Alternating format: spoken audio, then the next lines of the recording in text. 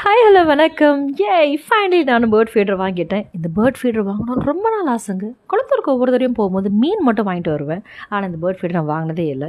But கடைக்குள்ளே போய் விலையெல்லாம் விசாரிப்பேன். அண்ணா எவ்வளோண்ணா, தம்பி எவ்வளோ, இது எவ்வளோ, அது எவ்வளோன்னு விசாரிப்பேன். ஆனால் இந்த பொல்லாதவன் படத்தில் போய் தனுஷ் பைக் பார்ப்பார்ல, அந்த கதை தான் பார்த்துட்டு திரும்பி வந்துடும். ஃபைனலி நானும் பேர்ட் ஃபீடர் வாங்கிட்டேன். 2 பேர்ட் ஃபீடர் வாங்கினேன் அமேசானில். அதில் ஒன்று மட்டும் எடுத்து ட்ரை பண்ணலாம் அப்படின்னு நம்ம வீட்டில் இருந்த அரிசியை உடச்சி அதில் ஃபில் பண்ணி மொட்டை மாடியில் டிஸ்டர்பன்ஸ் இல்லாத இடத்துல மாட்டி வச்சுருக்கேன். அடுத்து என்ன, பறவைகள் வருதான்னு பார்ப்போம். நானும் 2 மணி நேரம் வெயிட் பண்ணுங்க. மேலே கீழே லெஃப்ட் ரைட்டு பறவைகள் அந்த மரத்தில் வரதே தவிர நம்ம பேர்ட் ஃபீடருக்கு வரவே இல்லை.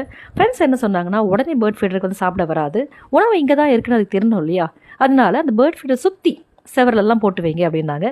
நானும் போட்டு வச்சு வெயிட் பண்ணிகிட்டு இருக்கேன். தோ இங்கே ஒருத்தர் இருக்கா பார்த்தீங்களா, இவனை எப்போ மொட்டை மாடிக்கு வந்து மிளகா கொத்தமல்லி அரிசி காய வச்சாலும் அழகாக வந்து சாப்பிட்டுட்டு போவான்.